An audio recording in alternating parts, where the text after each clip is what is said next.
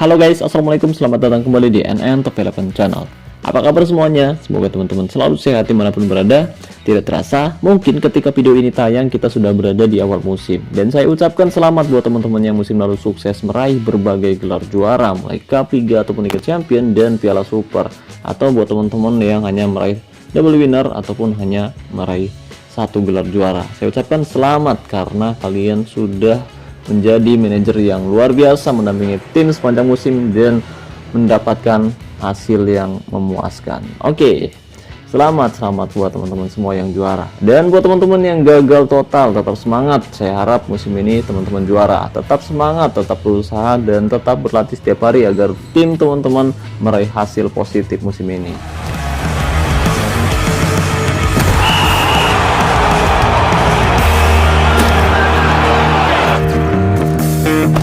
Oke, tapi sebelum kita membahas lebih jauh, buat teman-teman yang kebetulan belum mendukung channel ini, jika berkenan kamu bisa terus mendukung saya dengan cara klik tombol like, subscribe, dan aktifkan juga notifikasinya agar teman-teman selalu tahu update terbaru dari NN Top 11 Channel. Oh iya, dan buat teman-teman khususnya para sultan yang bertanya, Bang, gimana sih beli token yang harganya lebih murah tapi amanah? Oke, buat para sultan, Raja Minyak, Bos Mengkreng, dan Juragan Bawang, barangkali mau beli token dengan harga yang lebih murah dan yang pasti amanah, saya rekomendasikan teman-teman beli token di Kiano Store. Jadi di sana tuh menjual token dengan harga yang lebih terjangkau, dan di Kiano Store sekarang bisa top up via ID Top 11 atau bisa juga via login. Jadi tunggu apa lagi nih, buat para sultan barangkali mau beli token, cek aja langsung ke Instagram atau WhatsAppnya Kiano Store. Pastikan kamu masuk ke Instagramnya Kiano Store lewat link deskripsi yang ada di bawah video ini. Tujuannya untuk menghindari akun-akun palsu yang mengatasnamakan Kiano Store dan berencana menipu teman-teman semua. Jadi saya ingatkan lagi, pastikan kamu masuk ke Instagram atau WhatsAppnya Kiano Store lewat link yang ada pada deskripsi video ini. Terima kasih. Oke, dan hari ini saya akan membahas formasi 3241 Tiki Taka request dari Bang NP. Yang katanya, Bang, coba bahas formasi 3241 Tiki Taka no striker. Saya pakai formasi ini, musim ini bagus banget. Dan untuk taktiknya, umpan pendek, fokus umpan lewat tengah atau sayap bisa diatur sesuai keinginan, counter attack mati, untuk jebakan offside dan lain-lain bisa disesuaikan juga. Kemudian untuk penempatan pemainnya yaitu 3 back, 1 back tengah, 2 back sayap, 2 gelandang bertahan, 2 gelandang tengah, 2 gelandang sayap, dan 1 gelandang serang dengan gaya main false nine atau striker. Tapi kebetulan saya tidak memiliki striker yang bisa bermain di posisi gelandang serang tengah. Oke, dan ini ada kebetulan, bukan kebetulan juga sih. Oke, ada sih satu striker yang saya miliki, tapi lagi fokus belajar posisi baru. Mungkin musim depan akan saya pikirkan lagi untuk berlatih secara individu. Dan musim ini kebetulan saya juga punya opsi untuk menerapkan formasi 3241, tapi karena penyerang pasnya saya belum bisa bermain di posisi gelandang serang tengah, jadi terpaksa saya akan menempatkan penyerang Enganci untuk menggantikan peran striker false nine. Dan penyerang false nine ini musim ini sedang belajar posisi baru. Jadi pada formasi yang akan kita bahas kali ini sesuai request dari Bang NP, jadi kita tidak menempatkan striker murni, melainkan memainkan gelandang serang tengah untuk menggantikan peran striker. Dan kebetulan saya menempatkan gelandang serang Engance, bukan false nine. Oke, sebelum kita membahas lebih jauh, sekarang mari kita bahas terlebih dahulu untuk kelebihan dan kelemahan formasi 3241 tanpa striker murni. Formasi 3241 tanpa striker murni dengan gaya tiki taka di game Top 11 memiliki beberapa kelebihan serta kelemahan yang harus kita ketahui sebelum kita menerapkan taktik, strategi, dan formasi tersebut. Yang pertama, kita akan membahas kelebihannya terlebih dahulu. 1. Kontrol bola yang tinggi. Formasi ini sangat efektif dalam mengontrol bola dan mempertahankan posisi. Gaya tiki taka dapat membantu tim kamu menguasai bola dan mempertahankan tekanan pada lawan. Yang kedua, kreativitas dan fleksibilitas. Ya, dalam formasi ini, kamu dapat mengatur pemain kamu secara lebih kreatif dan lebih fleksibel. Dengan tidak adanya striker, pemain tengah dan gelandang dapat membantu dalam menyerang dan mencetak gol. Dan yang ketiga, pertahanan yang kuat. Formasi ini menempatkan 3 pemain bertahan, 2 gelandang bertahan, sehingga dapat membantu meningkatkan pertahanan tim kita. Dan ini dapat membantu kita untuk mempertahankan clean sheet dan mengurangi resiko kebobolan. Oke, setelah ini kita akan membahas kelemahannya guys. Dan untuk kelemahannya sendiri yaitu kurangnya kehadiran striker. Kurangnya kehadiran striker. Ya, betul. Salah satu kelemahan dari formasi ini adalah kurangnya striker, sehingga bisa menjadi sulit untuk mencetak gol. Dan dibutuhkan keakuratan dan keberanian dari pemain tengah serta gelandang untuk mencetak gol. Dan pastikan kamu menempatkan gelandang serang bukan hanya kreatif, tapi juga produktif. Yang kedua, kelelahan pemain. Formasi ini membutuhkan banyak gerakan dari pemain tengah dan gelandang dalam mengontrol bola dan menyerang, sehingga bisa menyebabkan kelelahan pada pemain dan menurunkan kinerja mereka. Apalagi jika kamu menerapkan gaya tekanan tinggi dan jaga satu-satu, itu akan membuat pemain kamu mudah lelah. Jadi hindari gaya tekanan tinggi sedari menit awal. Dan yang ketiga, keterbatasan dalam pertahanan. Ya, meskipun formasi ini memiliki 3 pemain bertahan dan 2 gelandang bertahan, itu bisa menjadi sulit untuk menahan serangan cepat tim lawan karena pemain tengah dan gelandang lebih fokus pada menyerang dan mengontrol bola. Jadi tetap ada resiko tersendiri ya guys. Formasi ini memiliki resiko terkena serangan balik cepat lebih banyak dari formasi 4-back. Jadi sebelum menggunakan formasi ini kita harus mempertimbangkan kelebihan dan kelemahan tersebut dan memutuskan apakah formasi ini cocok dengan gaya permainan tim kita atau tidak. Lalu pemain seperti apa yang sesuai dengan formasi 3-2-4-1 tanpa striker?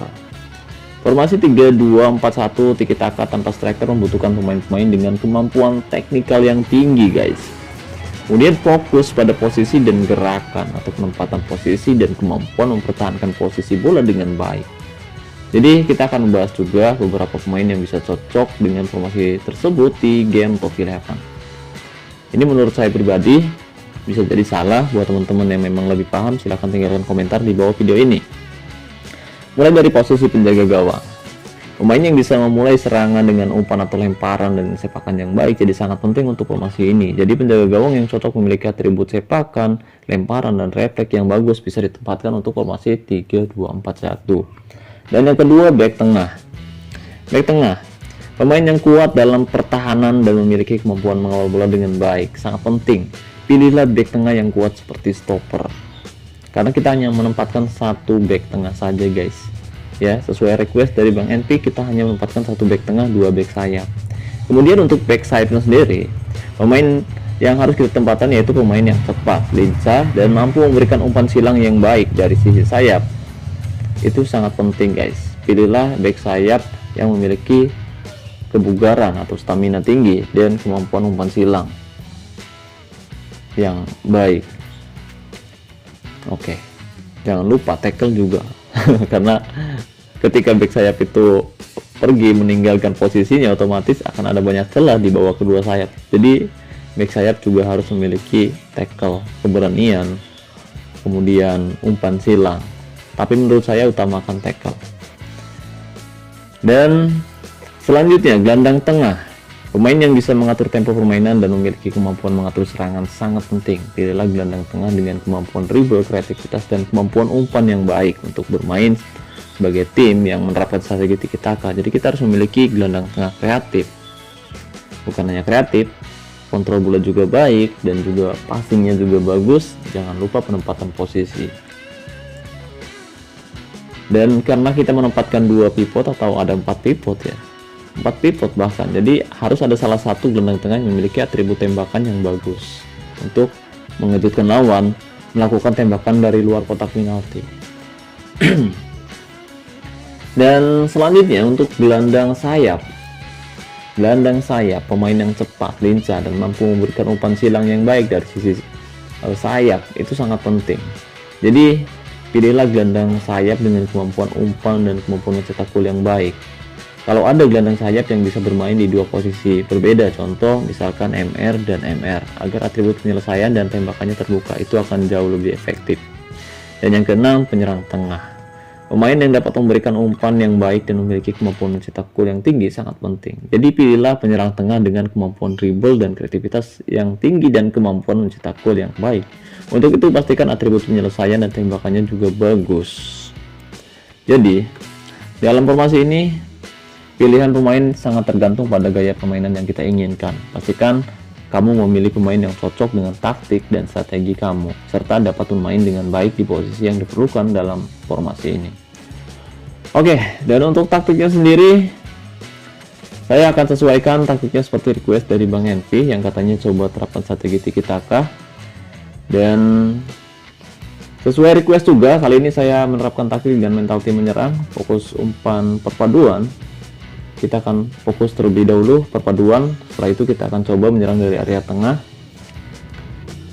Kemudian untuk gaya umpan pendek, serangan balik mati, gaya tekanan rendah, ini agar pemain tidak mudah lelah. Dan untuk gaya penjagaan, jaga daerah tertentu, tembakan offside nyala. Dan kali ini saya coba menantang rival saya di asosiasi yang memiliki kualitas mutu jauh lebih besar dari tim saya. Dan nanti kita perhatikan juga letak kelebihan serta kelemahan formasi 3-2-4-1 ketika pertandingan berlangsung. Dan di akhir video nanti saya akan memberikan kesimpulan mengenai formasi 3-2-4-1 ini bagus atau tidak jika kita terapkan di musim depan. Oke, jadi hari ini saya coba untuk mengajak pertandingan persahabatan dengan tim asal Malaysia yang sudah punya pengalaman bermain top 11 jauh lebih lama dari saya, yaitu Napa Saujana FC dan manajernya Ahmed Fikri yang saat ini sudah berada di level 88. Salam kenal dari saya Nur, pemilik channel YouTube NN Top 11 asal Indonesia, dan saya harap nanti manajernya hadir di sisi lapangan karena jika manajer lawan hadir tentu uji coba kali ini akan sangat menarik sekali guys. Lawan yang saya hadapi tentu lawan yang aktif karena mereka memiliki pengganda kali 3 di asosiasi dan musim lalu pun mereka meraih double winner Liga dan Cup. Dan jika kita perhatikan mereka juga memiliki kedalaman yang jauh lebih bagus. Rata-rata kualitas mutu keseluruhan pemainnya di angka 120% berbanding cukup jauh dengan tim saya yang hanya memiliki kualitas keseluruhan di angka 94%. Dan saya juga mencadangkan striker terbaik saya yaitu Alpate dan menempatkan Frank Lampard di posisi gelandang serang tengah untuk menjadi ujung tombak. Oke, dan jika kita perhatikan kualitas keseluruhan dari kedua kesebelasan mulai dari sektor pertahanan, gelandang, dan serangan, Napa Saujana FC juga lebih diunggulkan dan hanya sedikit berimbang pada sektor serangan saja guys. Dan kedua tim sama-sama menelan 1 kekalahan dari 5 pertandingan terakhir. Dan jika kita perhatikan di sini mereka memiliki penyerang yang cukup produktif dengan rata-rata mencetak 3 gol lebih setiap pertandingannya guys. Tapi ada sedikit masalah di sektor pertahanan mereka di mana mereka rata-rata kebobolan 1 gol lebih setiap pertandingannya. Jadi mungkin ada celah di area pertahanan mereka di pertandingan nanti. Tapi saya rasa pertandingan ini akan berjalan sengit, terlebih mereka menempatkan pemain yang kualitasnya sama rata di seluruh area. Jadi untuk menembus lini pertahanan mereka, pemain kita harus benar-benar bekerja keras dengan hati-hati. Karena satu kesalahan kecil saja bisa berubah menjadi fatal. Terlebih mereka memiliki penyerang yang sangat tajam. Jadi kita harus berhati-hati di laga uji coba kali ini. Oke. Sayang sekali kita terlambat tadi, terlalu lama menganalisa taktik, strategi, dan formasi 3-2-4-1. Hasilnya kita tertinggal 1-0 di babak pertama pemirsa. Kali ini Napa Saujana kembali mencoba membangun serangan cukup berbahaya dari area tengah, bagus sekali dan masih bisa ditepis dengan sangat baik oleh penjaga gawang FC Buteng yaitu Yasin Bono. Skor untuk sementara 1-0 untuk keunggulan Napa Saujana FC pemirsa. Kali ini mereka kembali membangun serangan dari area pertahanan cukup tenang, umpan ke tengah dari Rodriguez, ke belakang kembali pada Rente jauh ke depan waktu yang dituju. Oh ya, Conan terjebak offside di menit ke-15. Jelas sebuah offside, tidak ada yang mengawal ya Conan di sana pemirsa. Menit ke-15 kita masih tertinggal 1-0. Jelas ada masalah di area pertahanan tim kita dan mereka memiliki penyerang yang sangat tangguh. Kali ini serangan kembali dilakukan oleh Napa Saujana melebar ke sisi sebelah kanan. Ada Nisa Mentozoni di sana, berbahaya sekali, tendang langsung dan hampir saja ya Conan mencetak gol kembali untuk Napa Saujana FC di menit 21. Tendangannya masih melenceng di sisi sebelah kanan penjaga gawang FC Buteng. Kali ini Kari membangun serangan dari sisi sebelah kiri, ada McAllister, cukup tenang umpan crossing, ada Frank Lampard di sana, Lampard dan gol. Luar biasa sekali, Frank Lampard melakukan chip gol yang sangat tenang sekali. Gol kembali tercipta, FC Buteng menyamakan kedudukan di menit 26, skor 1-1 pemirsa. Tendangan sudut kali ini diberikan, tanduk saja masih bisa digagalkan oleh Pilon, menyingkirkan bahaya, membuang bola sejauh mungkin. Dan kita lihat di sini untuk sementara skor masih 1-1 di menit 30. Dan kali ini saya akan terus memberikan bonus latihan menyerang. Ya, di sini tidak ada striker murni, tidak ada Alpati di sini pemirsa. Kita lihat serangan kembali dilakukan, ada Frank Lampard melebar ke sisi sebelah kiri, ada Mac Allister di sana, umpan crossing yang sangat baik Messi, dan hampir saja tendangan Messi masih bisa ditepis dengan sangat mudah oleh penjaga gawang Napa Saujana FC pemirsa. Tendangan jarak dekat, umpan crossing yang sangat bagus dari Mac Allister masih bisa digagalkan.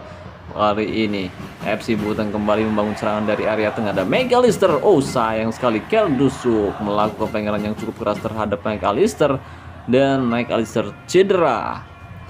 Kali ini Messi, oh tidak terlalu keras, tepat mengarah di pelukan penjaga gawang dari Napa Saujana FC. Dan sekarang kita kehilangan satu pemain di posisi gelandang kiri.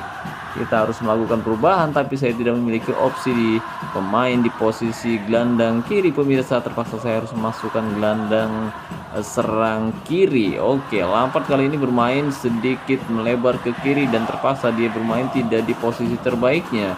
Oke, kita lihat untuk gaya mainnya tanda seru, itu berarti tidak efektif pemirsa. Jadi terpaksa kita harus menempatkan Lampard dan Messi akan bermain sedikit lebih ke depan. Begitupun dengan Karim dan juga Garcia. Formasi tetap 3-2-4-1, bedanya kita sedikit lebih banyak menempatkan penyerang. Oke, kita lihat apakah formasi 3-2-4-1 kali ini lebih efektif dari yang sebelumnya. Yuk simak baik-baik video ini sampai selesai. Sekarang kita sudah berada di babak kedua pemirsa, tepatnya di menit 45 paruh waktu. Dan kali ini kita akan memberikan peran yang berbeda untuk Garcia dan juga Karim yang bermain lebih ke depan. Begitupun dengan Frank Lampard dan juga Lionel Messi. Kali ini mereka bermain lebih ke depan. Dan formasi tetap 3-2-4-1. Oke, babak kedua sudah dimulai di menit ke-50. Kita lihat penjaga gawang dari Napa Saujana FC bermain sangat bagus sekali di pertandingan kali ini pemirsa. Dan mereka kembali membangun serangan dari area belakang cukup tenang. 4-1-2, dan Rodriguez di sana jauh ke depan masuk yang dituju siapa. Dalam masih bisa digagalkan oleh Nicolas Otamendi di menit 50. Skor masih 1-1 untuk kedua kesebelasan. Ya, penjaga gawang dari Napa Saujana bermain sangat bagus sekali di pertandingan kali ini. Pantas saja sangat sulit untuk bisa membobol ini pertahanan mereka. Kali ini Nicolas Otamendi melebar ke sisi sebelah kanan, ada Lionel Messi, umpan crossing yang sangat baik dan gol Alpati.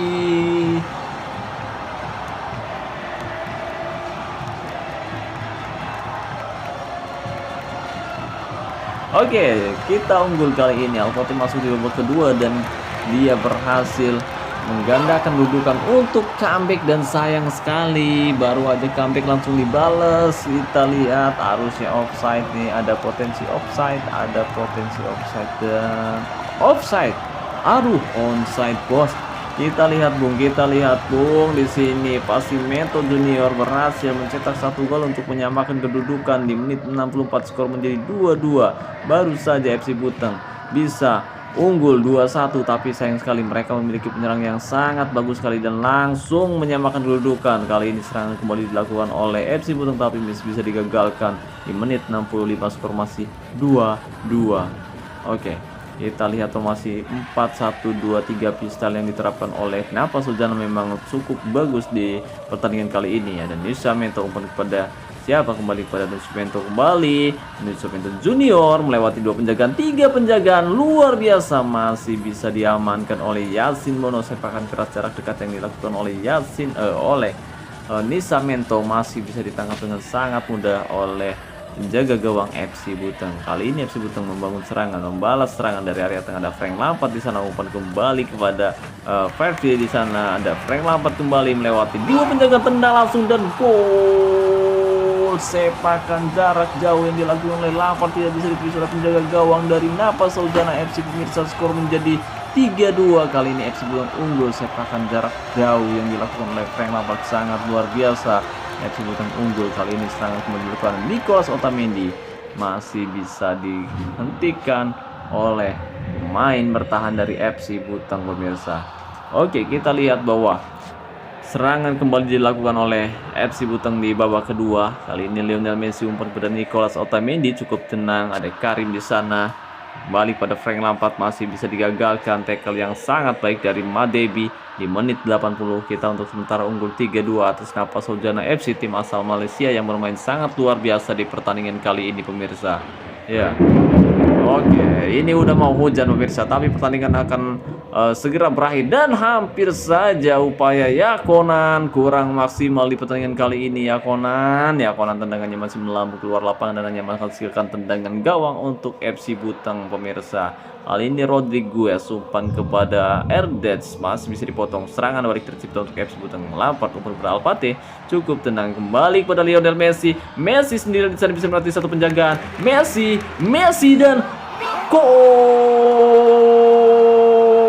Alpati kembali mencetak gol untuk membawa FC Butang unggul 4-2 atas Napa Saujana FC, dan tidak ada lagi waktu yang tersisa. FC Butang berhasil mengalahkan Napa Saujana FC dengan skor 4-2 pemirsa.